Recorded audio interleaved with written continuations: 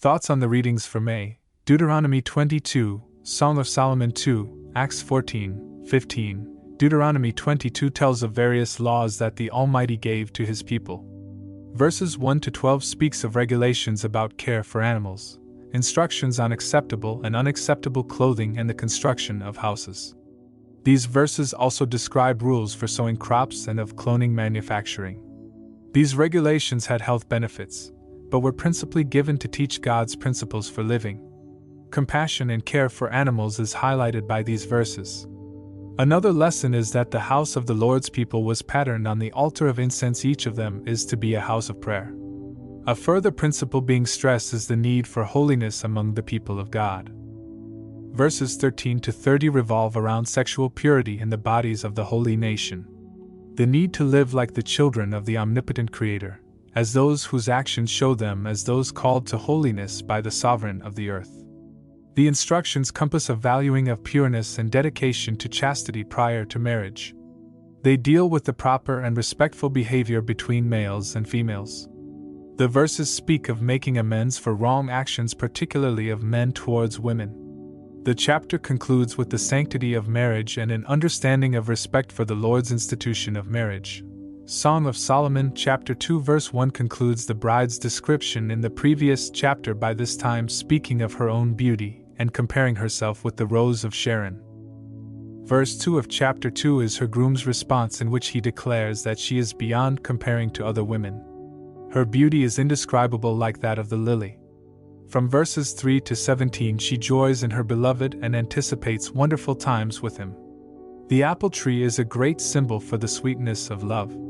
The bride basks in the bridegroom king's favor and kindness which he showers upon her. This spouse begs her companions not to stir her loved one from his peaceful sleep. She speaks of the power and grace of her groom as he hastens to the bride's side. Her desire is to go away with her husband to a quiet and private place. Her song speaks in a cascade of majestic metaphors of the love which her desires had stirred within her. In this secret place they will find satisfaction in their mutual love. After leaving Antioch in Pisidia following the persecution from the Jews, Paul and Barnabas come to Iconium and enter the synagogue and begin preaching. Chapter 14 of Acts tells of the unbelieving Jews who stir up the peace of the city, whose people then make an attempt to stone the two apostles. Their response is to flee to the nearby cities of Lystra and Derbe in Lycaonia, which means wolf country, in the wild north of Turkey. Verse 10 says that the apostles cure a crippled man. The unsophisticated heathen now decide that Paul and Barnabas are gods clothed as men. These citizens think that Barnabas is Zeus, the chief god, and Paul is Hermes, the messenger of Zeus. Paul and Barnabas quickly tear their own clothes, trying to convince the pagan priests that the apostles are men like themselves. Paul and Barnabas teach the people of Lystra from the Word of God. The first quotation used was from Jeremiah 10 verse 12. One should read the entire context, where Yahweh the Living God is contrasted with the idols of the nations. Next, the population of Lystra turn on Paul, who continues to be persecuted by the Jews who came from Iconium. They stone Paul and drag him out of the city, thinking that he was dead.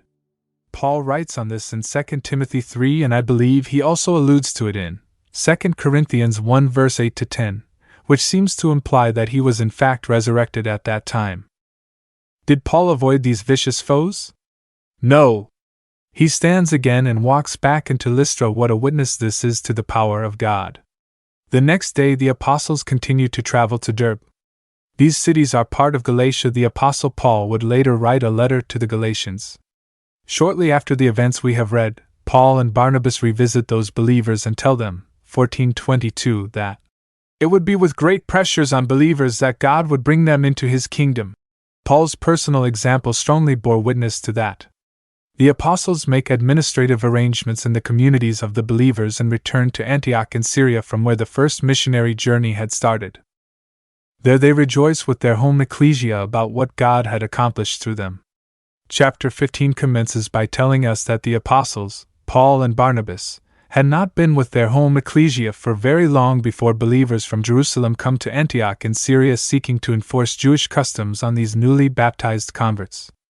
A decision is made to resolve the matter by way of a conference in Jerusalem. The year is 44 AD. Verse 5 speaks of the matters which are of prime concern to the converts from the Pharisees, i.e., circumcision, and the keeping the laws of Moses. Peter commences the discussion by explaining how by the conversion of Cornelius God had indicated that these matters were not necessary. What mattered was what they believed. Further, the keeping of law was a yoke of bondage which the Jews themselves were not able to keep.